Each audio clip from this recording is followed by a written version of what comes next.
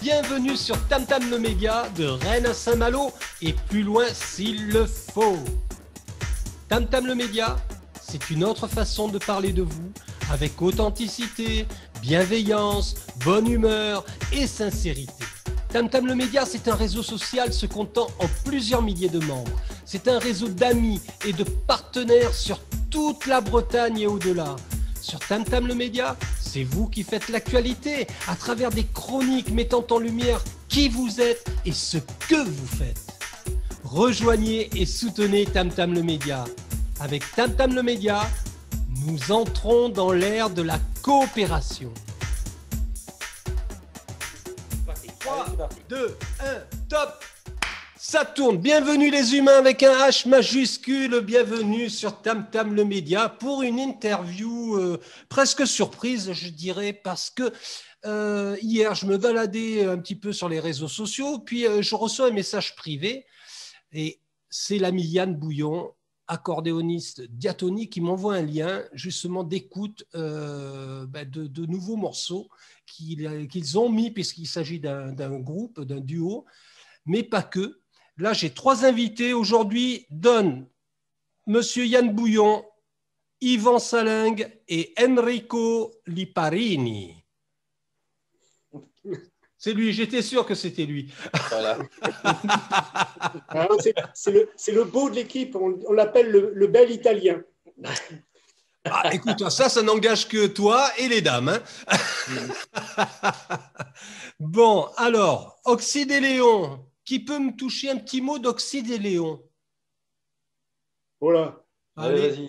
Tu commences et on va Oxyde et Léon. Oxyde et Léon, c'est la rencontre avec Yvan. Enchanté, Yvan.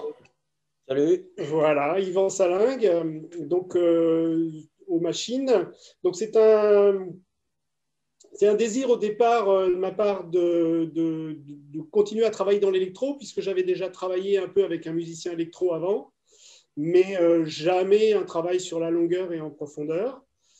Et puis Yvan, toi, tu étais en recherche ou... Ouais, c'est ça, ouais. Mais moi, ça fait une petite vingtaine d'années que je travaille donc en électro, mais toujours avec des instrumentistes, en fait, un peu de tout type. D'accord. En fait, l'idée, c'est l'électro toute seule m'a jamais spécialement intéressé. En fait. Donc, l'idée d'avoir une liaison avec des guitares, des flûtes, des voix, ça a toujours été une recherche que j'ai eue depuis assez longtemps. Et c'est vrai Voilà, que, tu as une approche assez... La rencontre avec Yann, l'accordéon, ouais.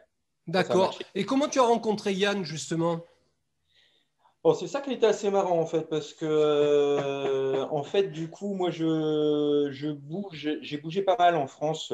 J'étais à Lille pendant un moment, Toulouse, l'Ariège pendant presque 10 ans.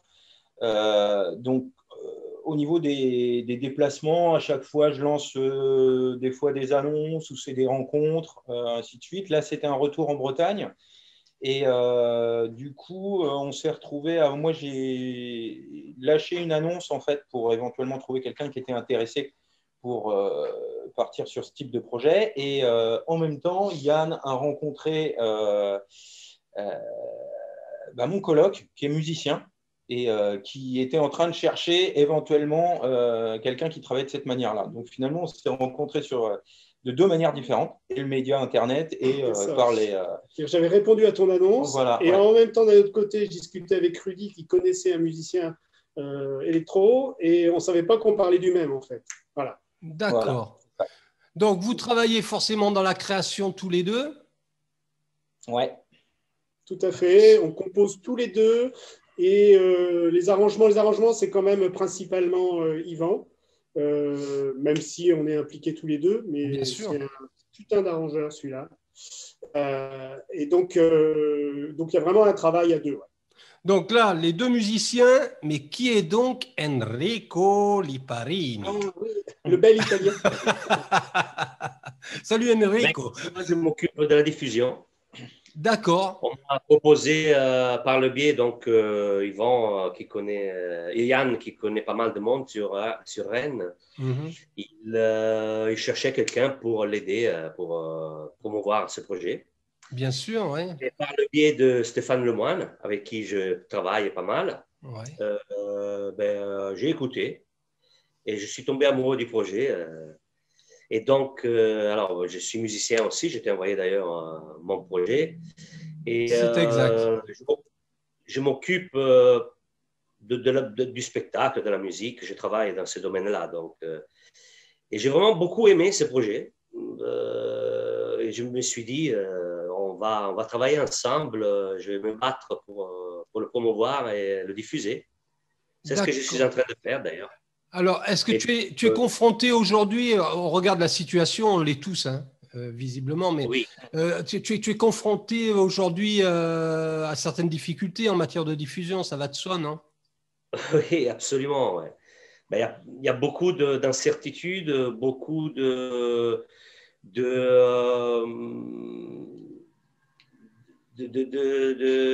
on pédale dans le vide, quoi. Ben, c'est clair. Hein. Personne ne programme, ils sont tous frileux, scepticisme. De toute façon, on est dans l'inconnu. On nous dit, on va pas faire de la politique, hein, mais on nous dit. Ça me dérange pas. Ils prennent des décisions, alors on y va. Ouais. Ils mentent, on a un gouvernement de menteurs invétérés. Nous sommes d'accord. Oui, voilà. Et non, mais c'est vrai. C'est la vérité. On nous ment dès le départ. Et puis voilà, on nous laisse dans l'incertitude. Surtout, alors, le spectacle, bien sûr. Bon, après, il y a un peu toutes les catégories professionnelles, mais le spectacle, c'est l'un de ceux qui sont les plus impactés par cette histoire. Parce que, voilà, un coup, on nous dit ça va bien se passer, vous inquiétez pas, on va réouvrir après ce confinement, on en est au troisième. On dit que la vague la plus dangereuse, la plus meurtrière, c'est la 7e. Alors, on est à la 3e. Donc, on n'est pas prêt de rouvrir, là, de retravailler. si on se tient à ce qui se passe. C'est hallucinant, hallucinant. Non, mais je comprends. Hein. Je suis complètement solidaire avec les artistes et les musiciens. Et non, mais voilà, parlons. C'est pas. Tu sais, faire de la musique, c'est faire aussi de la politique. À partir du moment où il y a de la communication, tout est politique, quel que soit l'acte. Même s'il ne l'est pas, il y a toujours quelqu'un qui va s'arranger pour que le récupérer et que ça devienne politique. Donc, voilà. Enfin, moi, en tout cas, c'est ma vision. Donc, effectivement, ne pas se gêner pour dire les choses. Ce gouvernement nous balade. Aujourd'hui, il est très compliqué pour les musiciens de se faire entendre et de gagner leur vie. Bon, là, pour l'instant, moi, je vois même pour les restaurateurs, pour les bars, tout ça, ils continuent à donner de l'argent comme ça, mais l'argent, à un moment donné, le robinet, il n'y aura plus rien au bout, là, dans la cuve. Ou alors, je sais... Et comme leur idée, leur système, leur pensée du ruissellement, nous, on n'a même pas vu les gouttes. Hein. Ben, c'est clair. Les musiciens, d'ailleurs, dans le panorama, disons, de la culture, les musiciens, ils n'ont rien. Ce n'est pas pour faire de la division, hein, mais le théâtre, on le subventionne depuis toujours à coût de centaines de milliers d'euros. Les musiciens, c'est des centaines de milliers de BZF. J'entends bien, j'entends bien. Tu sais qu'avec le réchauffement climatique, il n'y a plus de ruissellement. On appelle ça de l'évaporation. C'est vrai, ça, on a remarqué. Dans les hautes sphères de la finance, surtout par là-haut. Voilà, interview coup de projecteur sur fond de politique. Bon, on va revenir donc.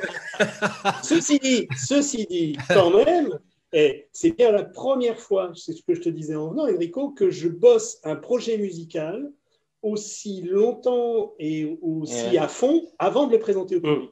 C'est-à-dire que là, on bosse ensemble depuis octobre. Ouais, c'est ça. Et on a un répertoire aujourd'hui qui nous permet d'assurer sans problème un set et même plus. On peut même faire 2 sets, ce qui est assez énorme. Et avec des morceaux qui sont vraiment bossés dans la durée, avec du recul. Voilà. Tout ce qui nous manque, c'est la confrontation publique, quoi. Voilà.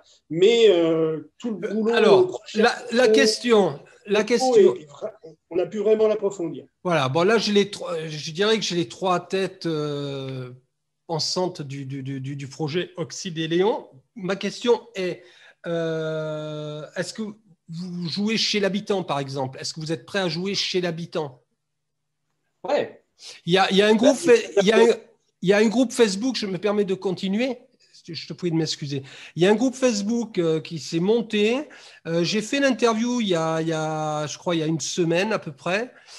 Concernant ce groupe Facebook, je n'ai plus le nom en tête, hein, mais vous le retrouverez facilement. Et Artistes dans les jardins? Ouais. Donc, voilà. Bon, je ne sais pas comment vous y retrouvez là-dedans, mais je trouve que la démarche est pas mal. Et peut-être il serait intéressant de trouver quelqu'un qui veuille s'y coller, créer un groupe quasi identique, mais on va dire sur le secteur, sur, on va dire Bretagne, pour éviter des déplacements trop loin, parce qu'il y a quand même cette histoire de déplacement, d'aller jouer chez l'habitant. Tout le monde n'a pas les moyens de faire venir des musiciens ou d'arriver à financer le déplacement de plusieurs musiciens sur un trajet trop long. Peut-être ce serait intéressant de créer un groupe fédérateur comme ça sur le territoire breton, par exemple. Ouais, alors après, c'est vrai que ça serait super intéressant. Nous, on s'est retrouvés donc avant les fameuses nouvelles annonces de confinement à aller jouer là en Centre-Bretagne. Donc sur un groupe, sur une invitation, sur un groupe réduit de public, sur un bal. Donc là, ça avait pas mal de sens. En extérieur. Ouais, oui, c'est ça. Mais du coup, là, c'est vrai que aujourd'hui, ça, c'est encore possible, mais clairement, on est dans la clandestinité, là. J'entends bien. La dimension, mais c'est d'en être conscient aussi, ça. Bien sûr. Mais du coup, clandestinité, acte de résistance, sans aucun doute. Hein. Donc, on en est conscient de ça. Mais, on peut faire les choses sans prendre des risques d'un point de vue sanitaire. J'entends. On reste dans la dialectique du moment. Il n'y a pas besoin de s'empiler les uns sur les autres pour écouter de la musique. On est bien d'accord. Très bien. Ils disent on va organiser les festivals, on va réduire la capacité, on va être assis. Ils cherchent toujours à dévier un petit peu le concept que la raison admet, en fait. Parce que quel intérêt que les gens soient assis? On s'en fout qu'on soit assis debout. On n'est pas des enfants. Et encore, les enfants, à un moment donné, ils rentrent dans l'âge de la raison. On est bien d'accord. On ne peut plus les traiter comme des idiots, quoi, parce qu'ils sont intelligents. Et nous, on est assez grands pour comprendre les choses. La population, on n'a pas besoin de l'expliquer les choses comme s'ils avaient 3 ans. On peut faire très bien un festival et être 10 000 et respecter 1 mètre de distance. Tu vois, et ces fêtes, c'est pareil. Quel est le problème de faire une fête dans un jardin et être à 50 et très bien, c'est que les choses se passent très bien, quoi. Tout à fait. Par contre, ça ne les dérange pas que les gens se ruent dans les supermarchés, dans les métros. Dans les métros, voilà. Donc, on est bien d'accord. C'est de l'arnaque, toute cette affaire. Non, mais c'est la réalité, c'est de l'arnaque. Il faut se positionner résistant. Aujourd'hui, je pense qu'il faut se positionner résistant. N'en déplaise à ceux qui écouteront cette interview. Moi, je n'en appelle pas à faire la révolution et renverser le pouvoir, quoique. Mais voilà, à un moment donné, il faut bien vivre, il faut bien manger, il faut bien s'exprimer. Voilà, c'est plus possible, c'est invivable. C'est invivable. Je veux dire, on voit bien, il y a des dépressions, il y a des suicides, et encore, on n'est pas au fait de tous ces chiffres, parce que c'est une réalité aussi. Ce matin et hier déjà, j'ai lu certaines infos sur la vaccination. Ils comptent vacciner les gamins, les femmes enceintes. Enfin, mais où on va? C'est hallucinant, quoi. Là, il y a de quoi péter les plombs. Là, tu vois, je m'emporte et je me dévie du sujet. C'était Oxyde et Léon. C'était Oxyde et Léon. Bon sang, mais je referai une interview. On est sur la 3e vague et il y en a 7 de prévues. Donc, vas-y, accroche-toi. Je referai une interview, c'est pas grave, je reviendrai. Bon, Oxyde et Léon, donc duo avec le soutien d'Enrico Liparini. Enrico, c'est vrai que tu m'avais contacté en message privé pour ton projet musical, hein, c'est ça? Oui, c'est ça. Bon, je te promets, là, voilà. En plus, là, c'est enregistré. On n'est pas là pour ça non plus. Non, mais je reviendrai vers toi. D'accord. Voilà. Je te remercie. Après, c'est toujours une question de timing, de temps. Et tu sais, moi, mon média, c'est un média où il n'y a pas d'argent qui circule. C'est juste la passion. Voilà. Ouais. C'est juste passionnel. J'aime les artistes, j'aime les gens, j'aime interviewer, j'aime découvrir. Et donc, je reviendrai vers toi forcément. Alors, Oxyde et Léon, vous avez mis en écoute sur votre site internet 4 titres, là, visiblement, c'est ça? C'est ça, oui. Sur Bandcamp, il y a un album, hein, un EP, 4 titres. Petit scoop, on en mettra un 5e, mais il ne faut pas le dire. D'accord, donc on ne dira pas. Ça sera une surprise. C'est une surprise, ok. Ouais, mais on ne dit pas. Et surtout pas qu'il y en ait un 5e, il ne faut pas le dire. Non, c'est ça. Voilà. Donc il y a 4 titres, c'est ce qu'on disait. Voilà, il y a 4 titres et peut-être un 5e à venir. On ne sait pas. On ne sait pas. En téléchargement, est-ce que vous vendez votre musique? C'est ça aussi? Alors, nous, aujourd'hui, c'est de la musique en écoute libre. Sur Bandcamp, le téléchargement doit être à 1 euro, je crois. C'est vraiment parce qu'on ne peut pas mettre moins.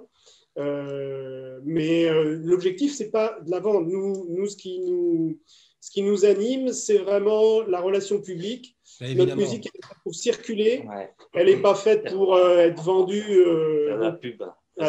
Donc aujourd'hui, l'objectif, c'est bien ça, c'est de jouer, de rencontrer du public et de faire connaître ce qu'on fait. Voilà où on en est aujourd'hui.